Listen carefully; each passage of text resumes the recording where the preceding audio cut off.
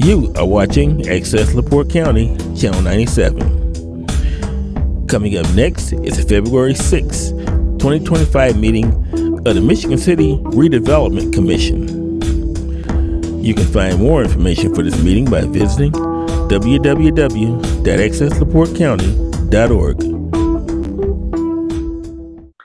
Good evening, everyone. At this time, we would like to call to order the meeting of the Michigan City Redevelopment Commission. This is our regular meeting. Our date is a little bit different. Today is Thursday, February 6th, 2025. It is 5 o'clock and we're in the Common Council chambers. So at this time, I'll call the roll. Mr. Gertner is absent. Clarence Hulse? Here. Sheila Brosa-Matias, I am here. Tracy Tillman? Present. Sherry Wilson? Here. Mr. Domkowski is not present. So next, we would like to approve the minutes. We have two sets of minutes to approve. One is the 13th of January, our executive session, 1/13/2025, and the second one is our regular hybrid meeting on the 13th following the executive session. And I would entertain a motion. I know you've all had time to review the minutes. I'd like to make a motion to accept the executive session and the regular hybrid session from 1/13/25 as presented. Thank you. We have a second on the both sets of minutes? Support. Thank you. We have a motion and a second to approve both sets of minutes. All those in favor signify by saying aye. Aye. Motion has carried. Thank you. Next, we have claims for February 2025. Skylar, will you be so kind?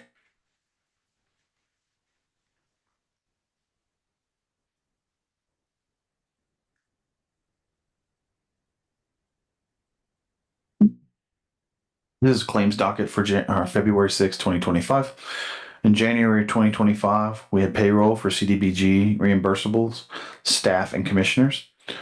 From our operating account, we had Saranac Law Offices for legal retainer for January 2025.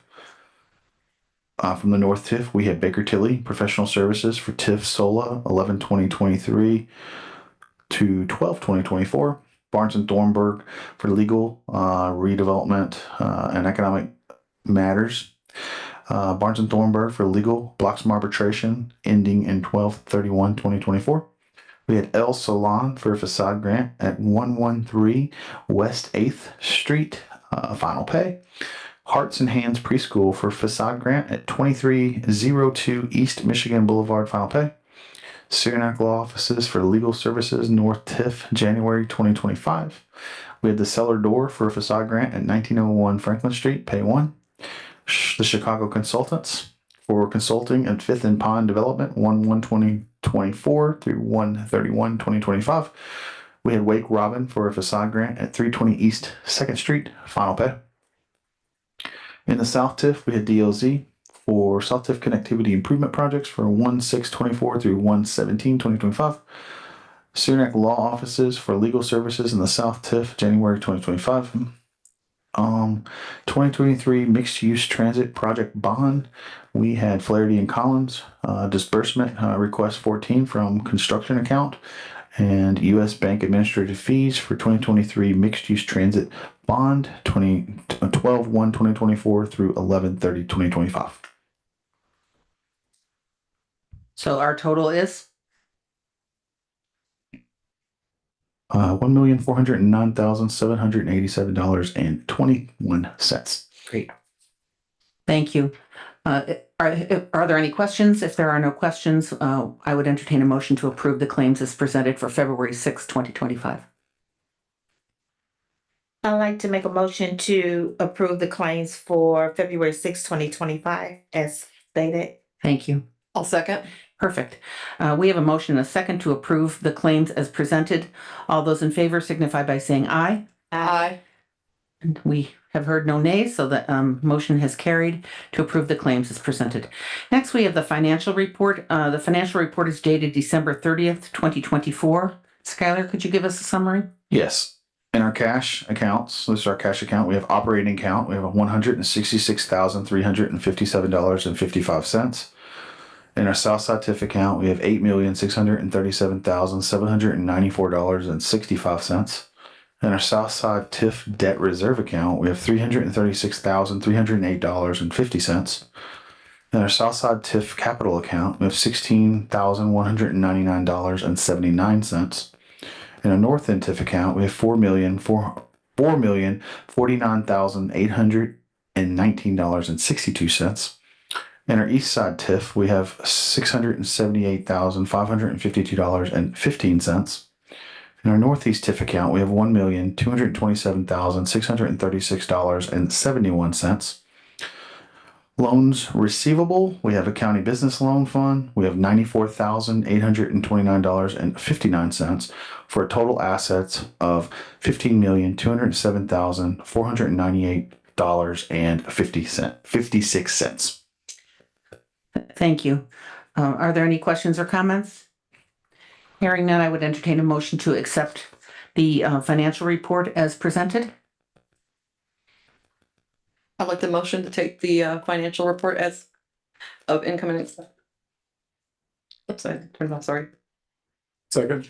Thank you. We have a motion and a second to approve the December 31st, 2024 financial report. All those in favor signify by saying aye. Aye. Aye. Motion is carried. Thank you. There were no A's, not nays, so we're good. At this time, we inserted public comment earlier in the meeting. You're also welcome to speak if you feel strongly about something that comes up later in the meeting. But at this time, I would entertain public comment. We know we've got one person that loves to come and chat with us. So I don't have welcome. We're glad to see you. I don't have a lot going on in my life. Scott Mellon, 200 Kenwood Place.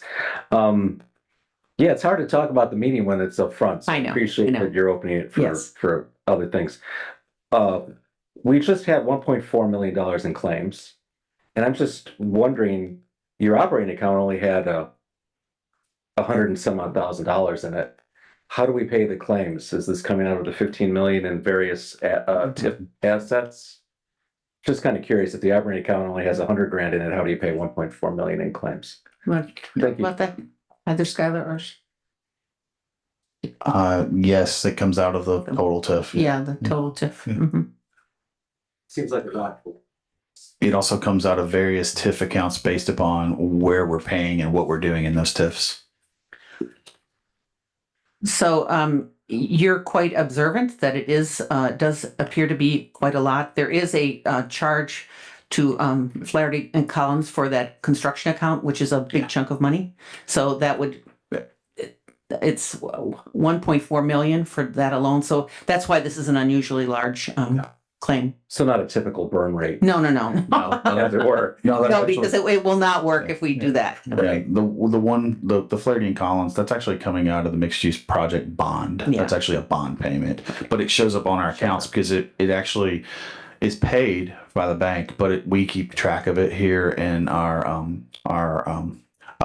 controller's office. It goes through there. So this is just Reflects on our account. reflects on, yeah. And there was one, the Chicago consultants, sounds like it was for 1 year of services. Mhm. So that was probably a good chunk of money. Yeah, that was $11,310 for January 1st, 2024 to January 31st, 2025. Such a value. Great. Thank you very much. Yes, Thank you. good questions. Thank you. Are there any other members of the public who wish to speak at this time? Is there anyone online? Okay, going. All right, we'll move on. Thank you. I'm closing public comment. We'll move on to Baker Tilly. We are excited to have our annual TIF presentation. Sorry that you're a little bit under the weather there with your crutches, but we're glad you're here. No, I appreciate it. Tonight we have Andy Mauser with us from Baker Tilly, and Andy does a great job. So thank you for being with us. Absolutely. Thank you for having me as always. Wanted to go ahead and do something we've done, over the years.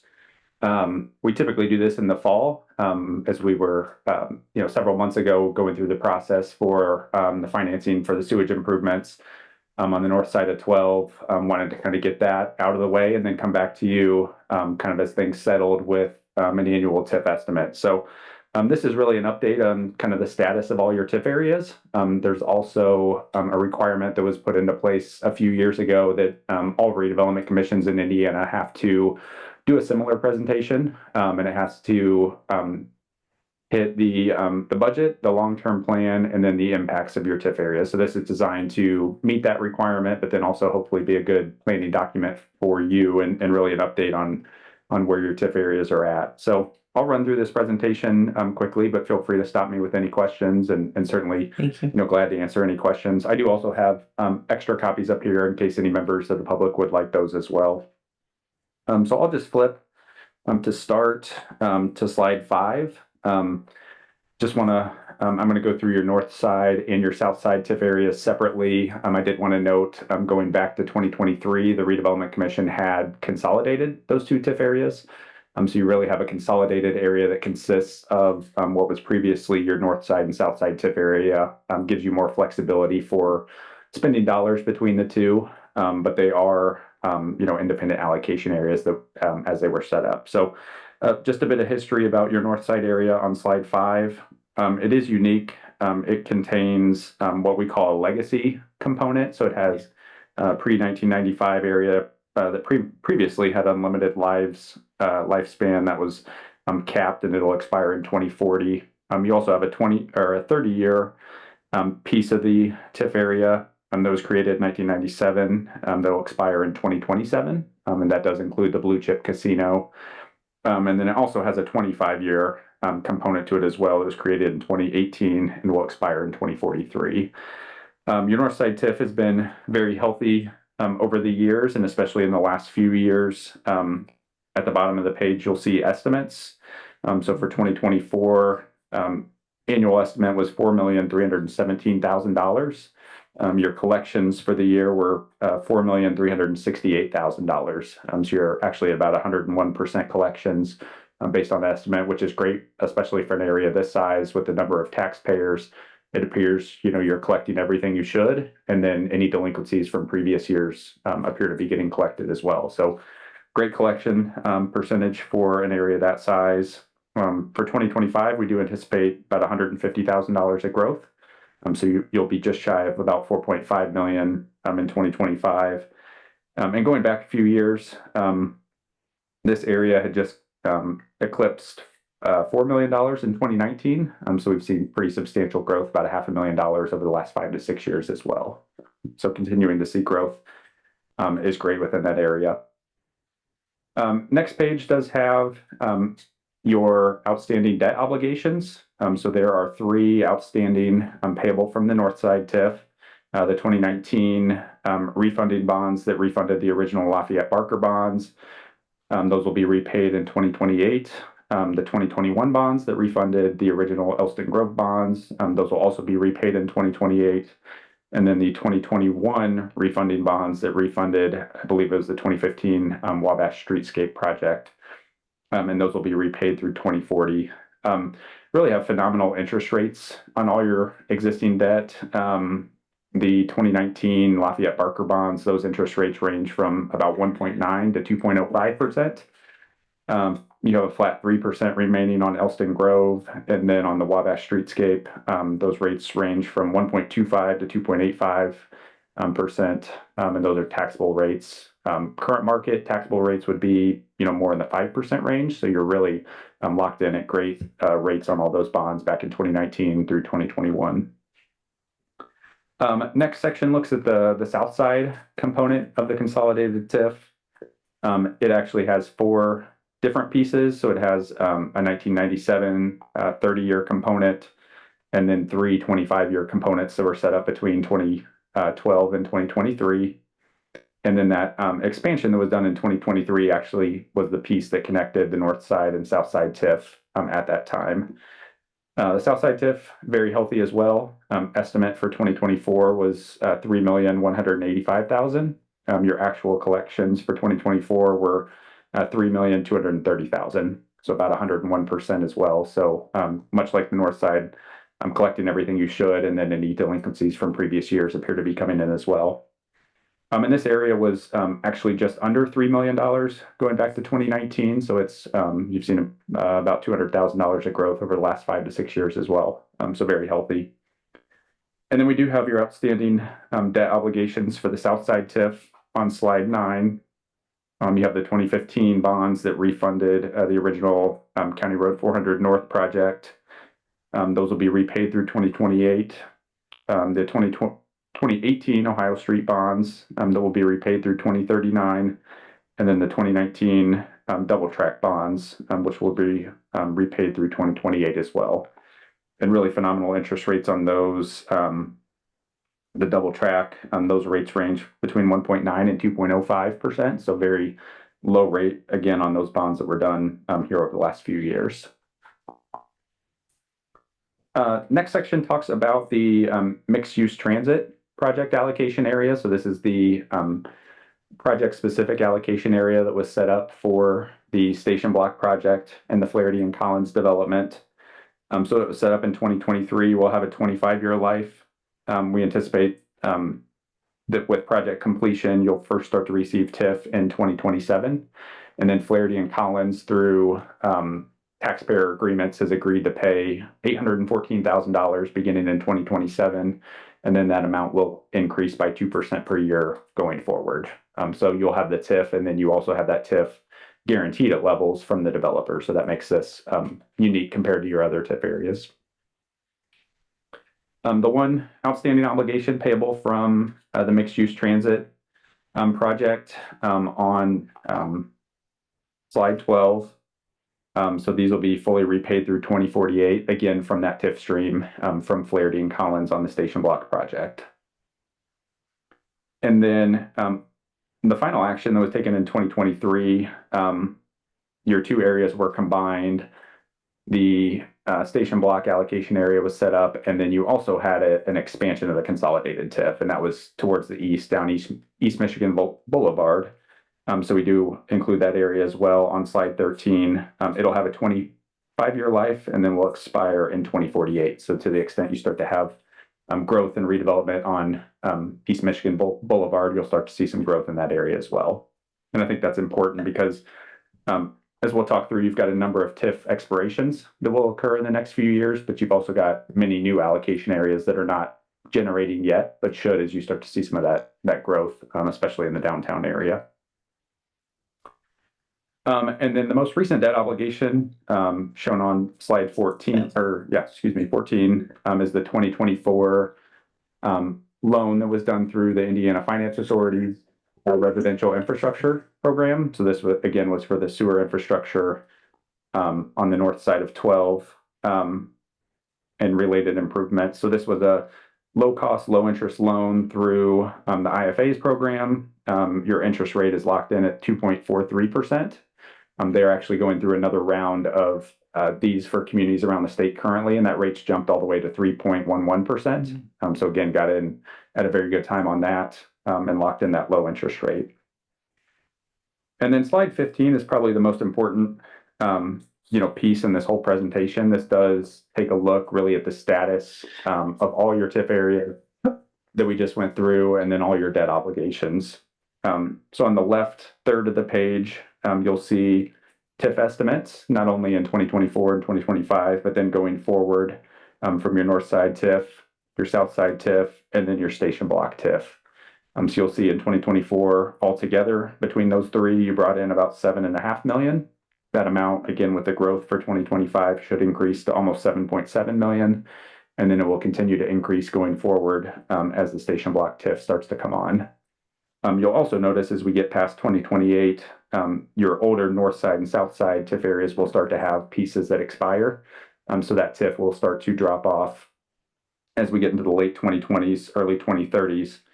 But then as you look to the right half of the page, all your outstanding debt obligations, you'll see many of those will be fully repaid as you get through 2027 and 2028. So as your TIF areas go away, your debt obligations go away as well.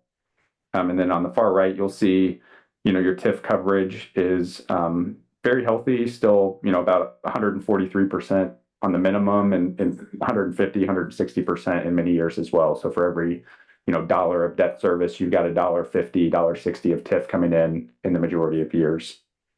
And then we've also always tried to be very conservative with the assumptions on your TIF expirations. So you'll note that your TIF areas start to drop off.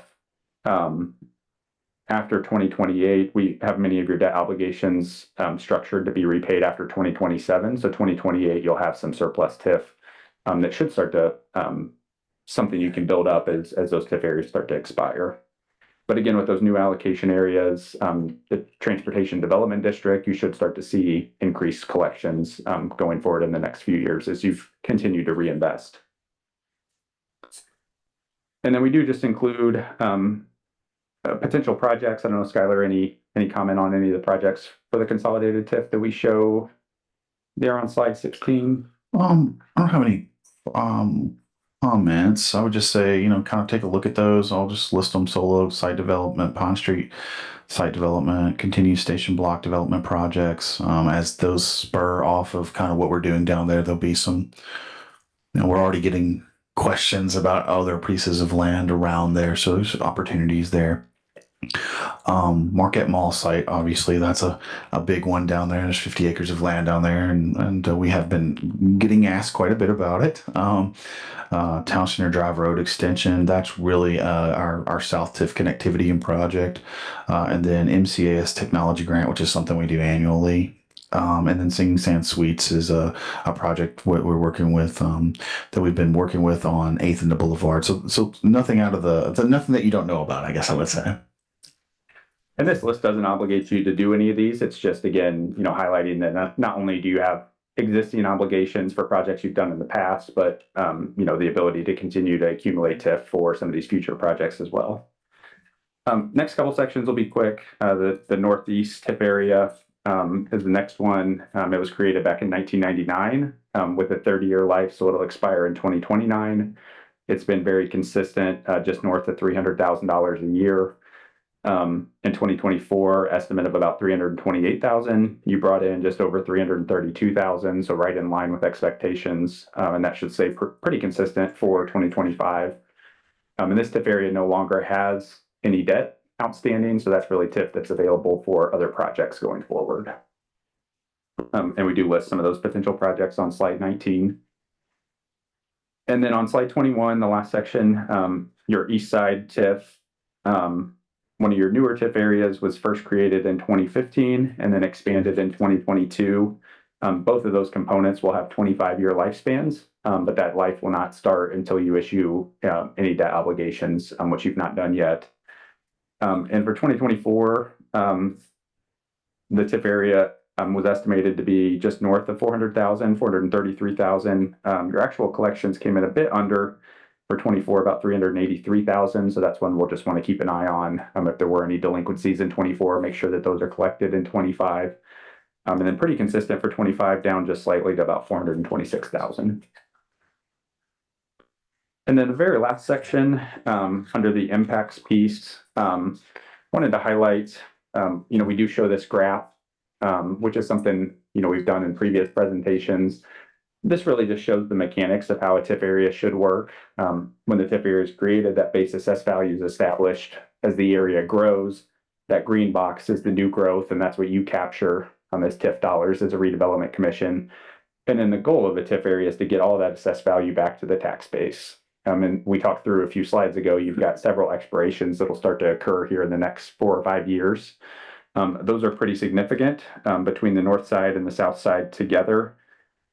That's just shy of $175 million of assessed value that will be returned to your tax base in 2029, so after tax year 2028. And just for reference, total tax base of the city is about 1.7 billion. So we're talking about a 10% infusion into the city's tax base, which really shows what TIF is designed to do: reinvest in the community, get that growth, and then get that growth back to the tax base.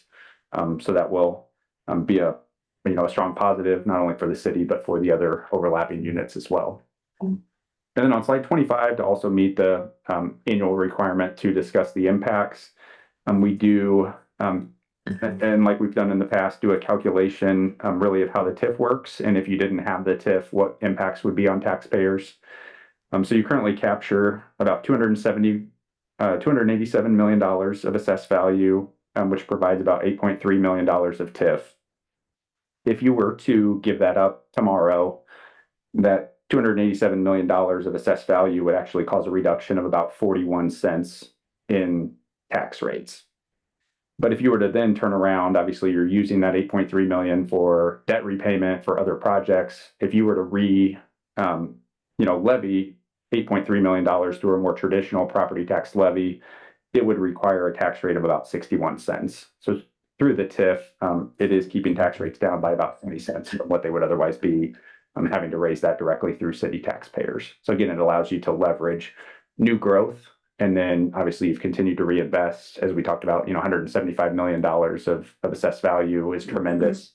And that really, that's infrastructure, new development that you've encouraged in the past coming to fruition. So Yeah. So basically, if we had to do a city bond through the council, just a regular bond, we would have to pay the tax. If we didn't have TIF, we would have to up taxes basically to do, say, Ohio Street with a $10 million bond, something like that, essentially. correct. Yeah, the TIF allows you to really put it on the new development that's utilizing that infrastructure the most heavily, as opposed to putting it on the entirety of your taxpayers. So Excellent.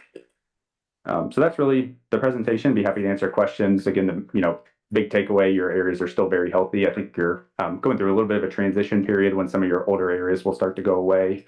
But you've got a lot of new areas that should start to generate. And then I think the TDD revenues as well, which will be not only incremental property taxes like the TIF captures, but then also incremental income taxes, I think is an exciting next step as well. Just for the commission's sake, Andy's been really instrumental in helping us get the TDDs kind of figuring out how they work for us, but also helping us make sure that we're getting them in place. Myself and City Controller Mary Lynn, we have met with the comptroller. We've set up our accounts. We will get our first pay from TDD this year, and we've made all the necessary things to get that set up. And there was a lot of confusion about what it does, how are we getting the money, things like that. But we've talked through that with the comptroller and at the state level, and it will be a direct pay from the state to us. So that's all in the works in preparation to get our first payments. Excellent. Clarence? Just want to kind of jump in and say, the TDD was established about last year by the state. And so I know this board, a lot of people on this board weren't around yet.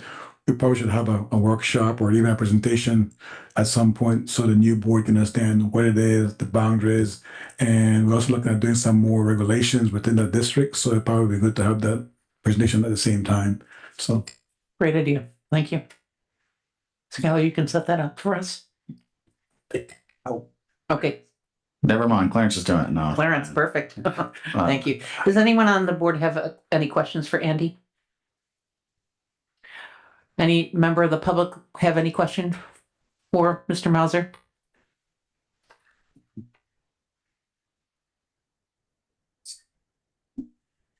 I should just be an honorary member to a lot of these boards, I think. Scott Melanturin kind of place. Amazing presentation. I learned a bunch of stuff. Something you read a lot on social media in LaPorte and Michigan City is all the wasted projects and the government debt they're taking on. You hear that more in LaPorte than Michigan City, from what I've seen. What I just learned that somehow these TIFs lower my tax rates. Yes, I do. I did not know that. So that's pretty impressive. typically bonds for sewer bonds is in the whole city. Right. So these we can specialize in doing certain areas and just for those areas. So it's something we should really hammer, that like the 11th Street project is paying for the 11th Street project, and so on and so forth. Those are some amazing interest rates that we have. But our biggest bond, Mr. Mazur didn't mention the interest rate for the mixed-use transit project. I believe those came out at about 5.5%. I think you're right. That? Which we were anticipating them being at 6, if I'm not mistaken, and we got really good rates. We were very pleased because the anticipated was much higher. The year of super low rates is probably behind. Yeah. Really, it's just that I learned that it's lowered our taxes, and sounds like you guys are doing some really super work there. And we have a lot of future opportunities, particularly with Marquette Mall. And well, we all know what some of the big sites are. The prison. I'm sure there'll be a TIF over there. Oh yeah. So if we have a lot of these TIFs expiring in 2029, where we're going to get about 170 million in assessed value coming back to the general fund, I'm going to call it. Is this board planning on renewing those TIFs, or are we letting those expire a natural death? Are we gonna make new TIFs in the same area? So, and we'll talk about this with the TDD. The TDD actually lays on top of a lot of this area, but the TDD has set a new, New base, baseline, new baseline. and this will still go back into this will still be returned. I don't think we have plans to. Being honest, it may be more singular TIFs for projects if it was something like that. Yeah, independent project TIFs rather than larger areas. Larger areas. Yes. Like Sola's gonna Yeah. get it The too. argument is the area has to be blighted when you create a TIF. So if we do all this development, it's hard to find your blights. That's the whole point. Yep. Okay, sounds good. Keep up the good work. Keep in mind, as long as you're looking to do something useful and productive, for whatever reason, the observation that you just made, the observations and the conclusions, we all know who get involved with this, is for whatever reason, the General Assembly is adverse to TIF districts and TIF money, despite the fact that it's proven over and over again the same thing that we've experienced in Michigan City. And yet each year or each legislative session, they continue to erode on the ability of TIF to do things. This most, with the question that you really answer, is there any anticipation of doing more TIFs? And the answer to that is no, in terms of a general area, because the legislature says no. It says it's supposed to end in 2028, or it's supposed to end in 20 years or 25 years, depending upon the type of TIF that it is. And no, you can't renew. So if you want to complain to somebody, complain to our legislators as to no, TIFs really aren't good things, and don't listen to those other morons. That's why we can't have nice things. Jesus. Last thing. So when we issue a big fat bond for SOLA, we'll have to really get it out there that, hey, this isn't coming out of the taxpayer's pocket. It's coming out of the development's pocket. Because they're going to hear a big number, probably in excess of 20 million. And they're going to lose their, like I said, in excess. So they're going to lose their minds. And so I think communicating that somehow TIFs are complicated, clearly. Right. But if we could also remind people that, hey, it's keeping your taxes down and helping build the city. Again, thank you very much for allowing us. Thank you. Anyone else have any questions for Andy or comments? I'm particularly looking at the 1997 because I was mayor at that time, and to see that it has been successful, because back in the 90s it was considered quite novel, and it had just been in we were like in the 9th year of it being allowed in Indiana.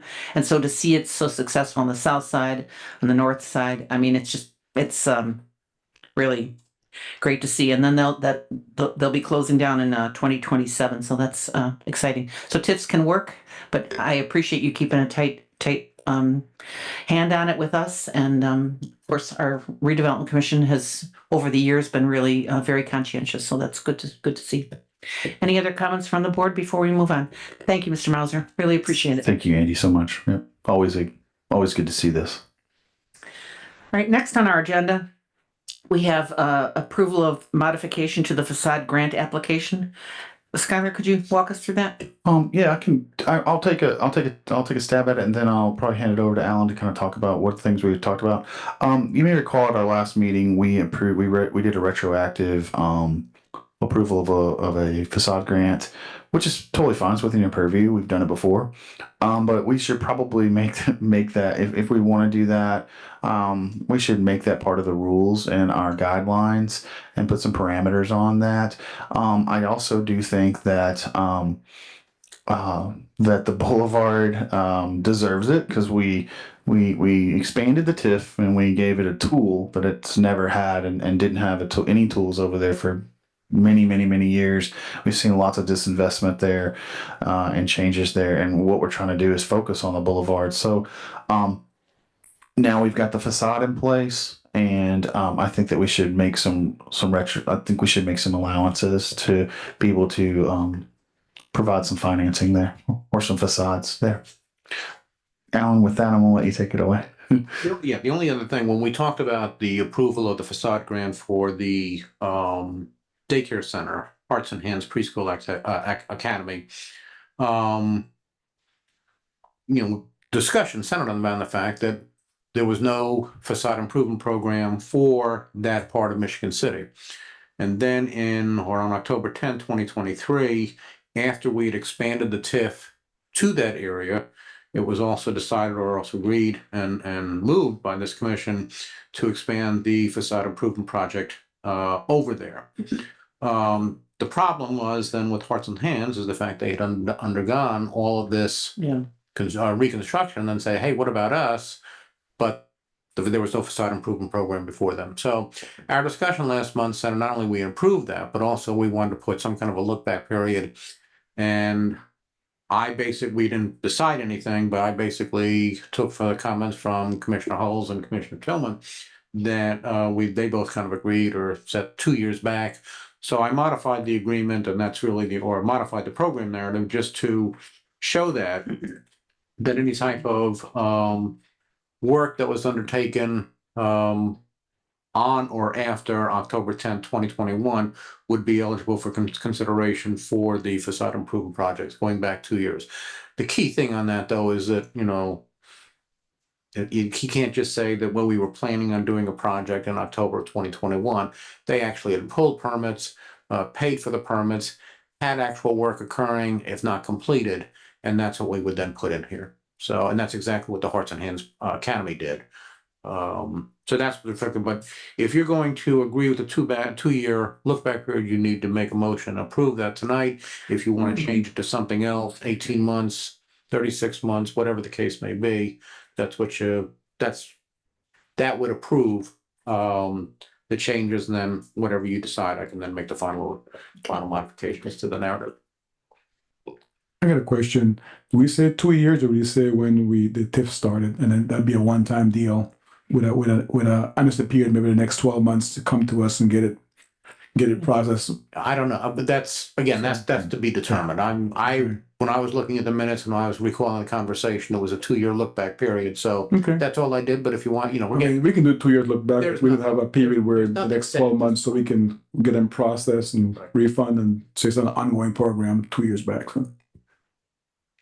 Good evening. I forgot you all were meeting today. I was heading out and I was like, oh, but anyway, I was on the redevelopment commission, and I was fully in support of doing this, but the conversation that I thought we had is that the facade program will be effective once the TIF is completed. So the look back, I thought, was to the 2023 of October of that time frame. Hearts and Hands did all their work last year in 2024 after the 2023 date. So it wasn't, the tool is the tool based on the TIF, not based on prior to the TIF.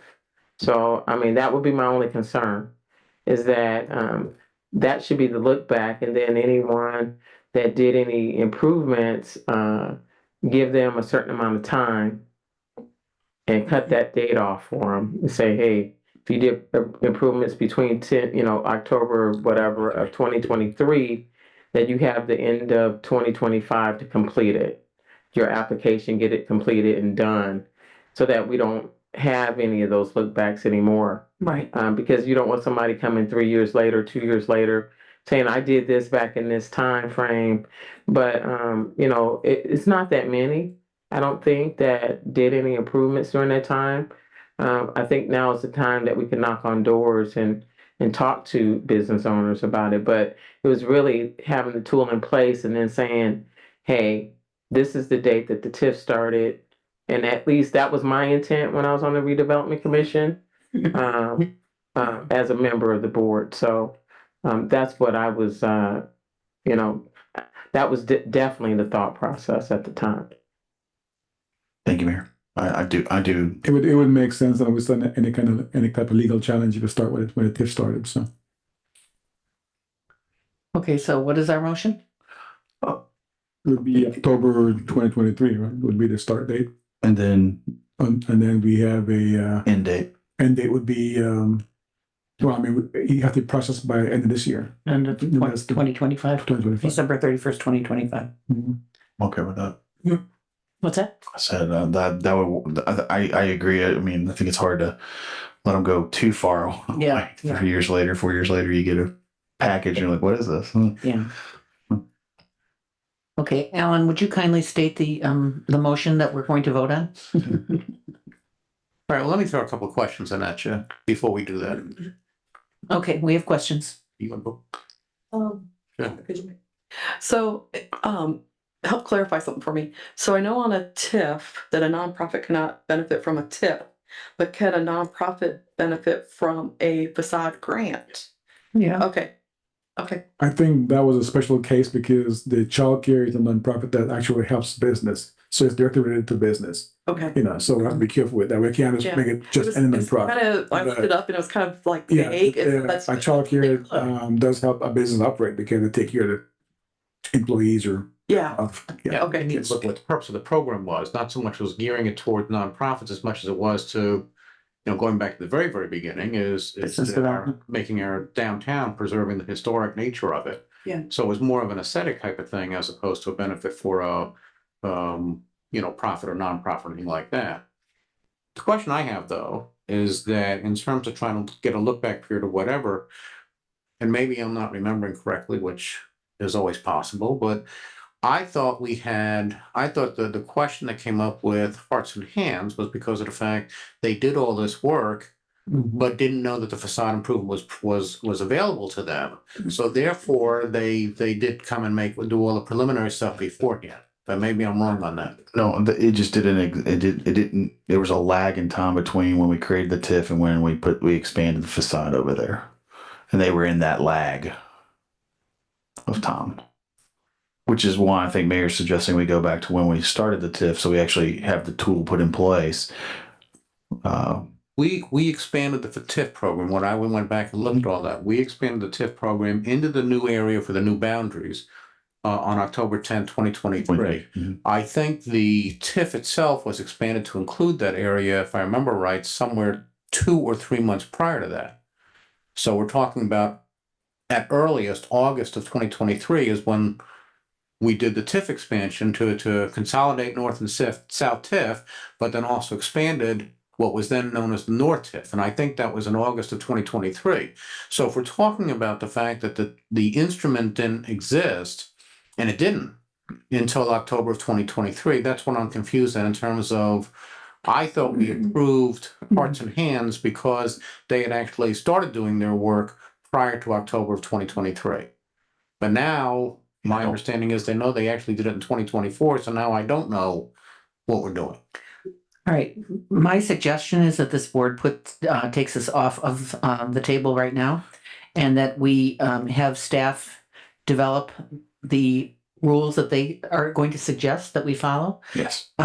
You're mentioning a document there. I don't know what all the rules are. I haven't seen them, but if we're going to modify the current rules, we need to have that in writing and so that we can discuss it and then we can all stick to the same script. Yeah. The only reason for the modification was dealing with a situation in which somebody was Right. doing something Yep. prior to the Yep. expansion, but for all other reasons, if they had the tool available, they would have been eligible for consideration and Okay. reimbursement.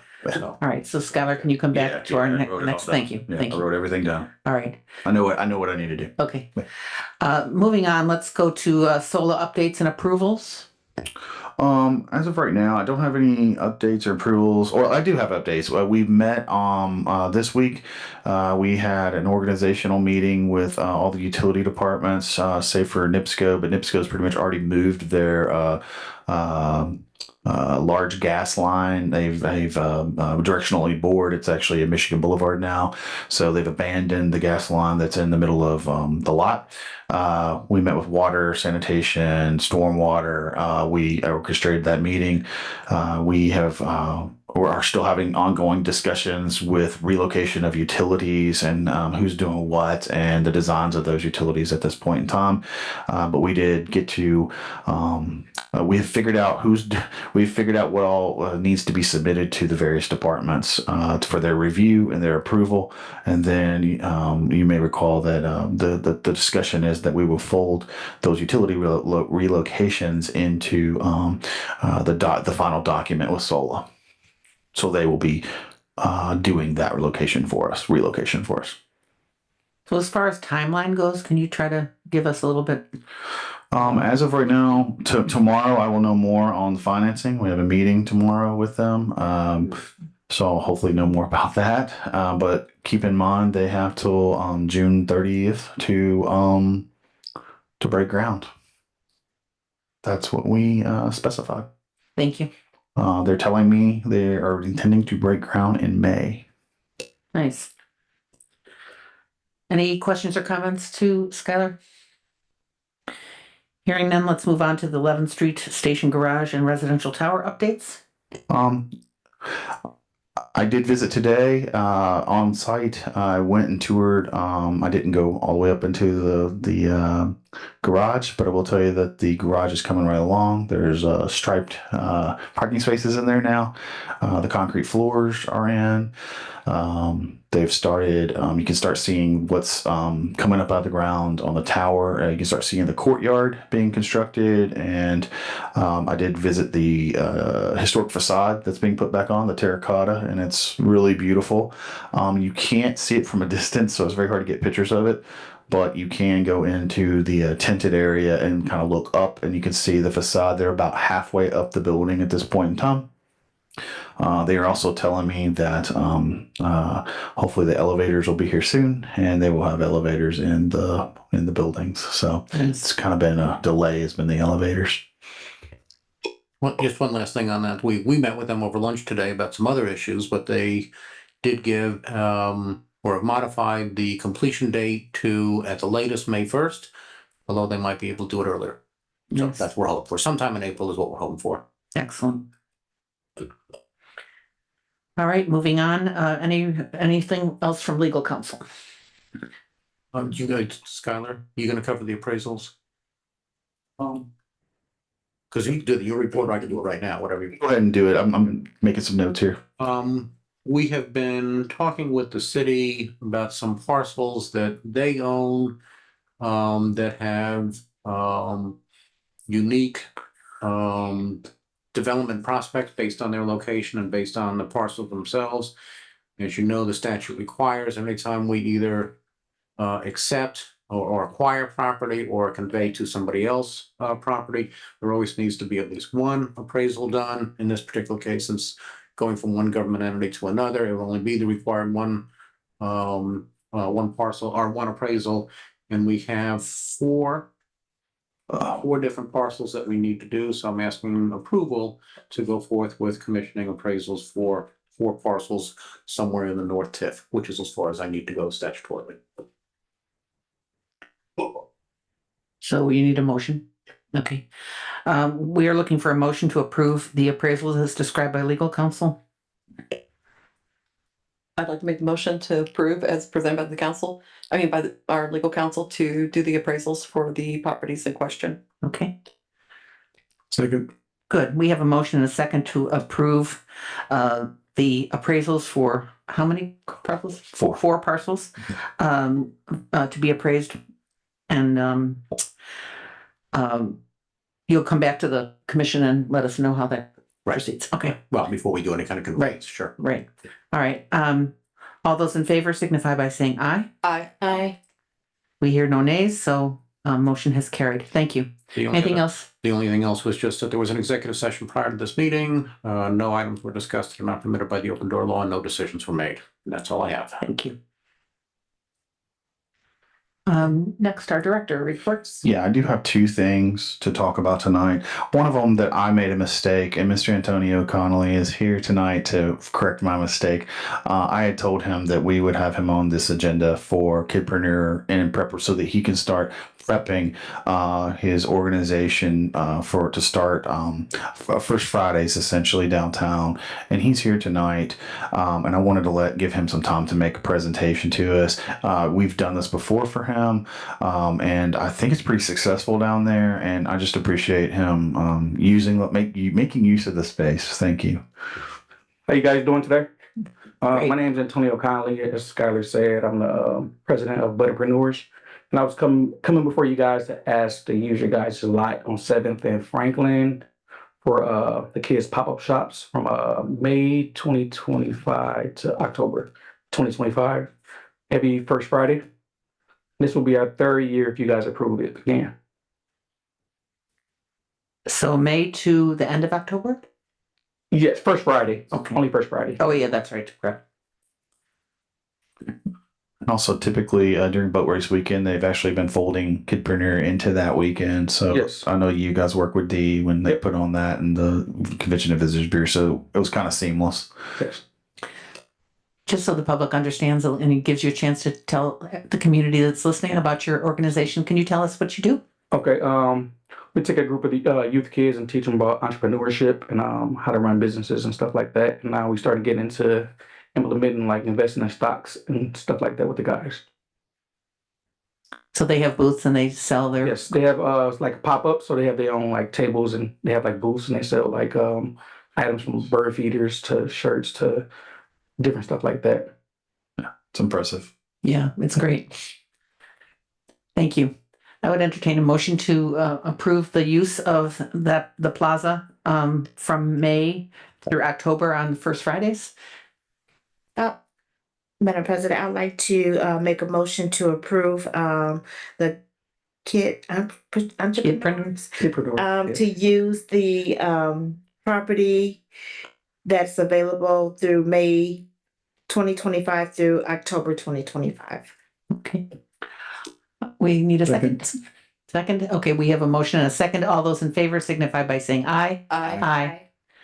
There are no nays. Motion has carried. Thank Thank you. you all. Thanks for what you do for the young people. Anything else? Yes, I do. I would like to speak to you guys about, as you know, last year we did our first year of really kind of streamlining the way that we take care of our properties. And the way that we did that is we actually did an MOU with the city for vector control services to take over our the mowing and caretaking of our lots. First of all, I'd like to say they do a great job. Say better than some of the other contracts we've had. But they do a great job of taking care of the lots. I've not had any issues with lots. They pick up all the trash on the lots. They mow. Brett and Charlie have done just a really great job. They got great crews out there doing this. So to this year, in preparation for the mowing season, I want to go ahead and start getting that MOU prepared. In preparation for that, we are also, hence the parcels that we just talked about, we will be taking on more land into the Redevelopment Commission, and I want to make sure that we are giving Charlie and Brett enough of what they need to make this happen. And we've been meeting with all the various departments to try to streamline just caretaking of land in general. There are departments that are doing mowing various different things, and we're trying to shift land around and make sure we're being efficient with our mowing and with our caretaking of lots, landscaping, etc. With that being said, the ask this year of us, we did $65,000 last year. This year, they're asking us for $95,000 to do this project in the MOU. I believe that the other good thing about this is I think that this, how did you say it earlier, Sheila? This is also, I think these are entry-level jobs as well. We can expand entry-level jobs. In our pipeline for jobs. I think people can get in, be seasonal workers, and then maybe they want to go into the sanitation or refuse or even into the planning department or code enforcement. It offers up opportunities for people to get into our governmental system, and I think it's a really important thing to keep people employed in our city, and offers opportunities for people in our city. With that being said, I think it also helps. It also provides subsidy to the helps subsidize the other activities that these guys do on a daily basis, and they really work hard. So, with that being said, the ask this year is for $95,000 to go to be part of the MOU, and that would be going. The MOU tonight. I'm not asking for approval. I'm asking if that is okay with you guys and get a consensus. And then we will have to prepare the MOU for the MOU to come back to you in March for approval. Tonight, I would need to let our attorney Amber LePage know so that she can prepare that MOU for your approval at our March meeting. So that's my ask of you guys. Thank you.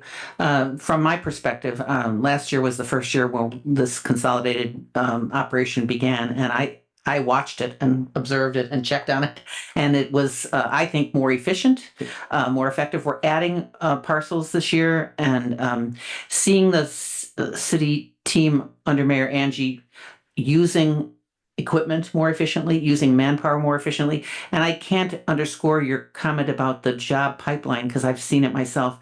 People who come in as seasonal employees and then realize that city employment is actually a really good place to have a career.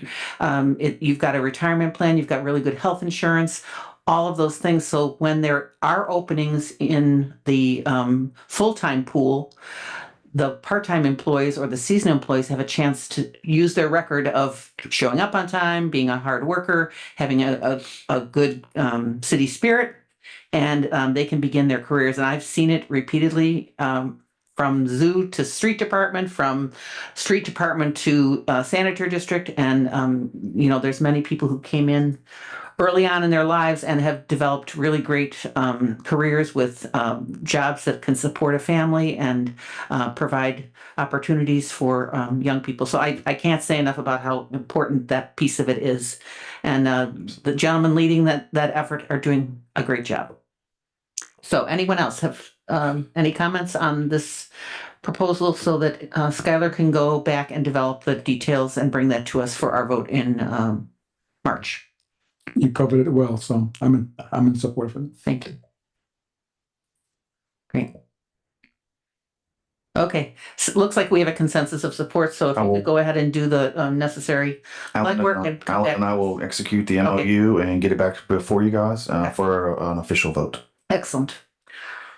Next on the agenda, we have commissioner comments. Are there commissioners that would like to make some comments? Anyone? I guess the only comment I would make is that we had a kind of in the stairwell discussion about the entryways on 12 coming in from the east and from the west. And it appears that others have already thought about this, and we just wanted to give a sense of the Redevelopment Commission that we believe that facelift for those areas of entrance for not only our visitors, but for our own community is something that we are all in agreement. So I'm excited to hear that we are all on the same page with our mayor and with the city team and some of the other departments. So any other comments, questions? All right, our next meeting date is March 10th, 2025. And with that, I would like to adjourn our meeting. Thank you so much for coming. Good evening.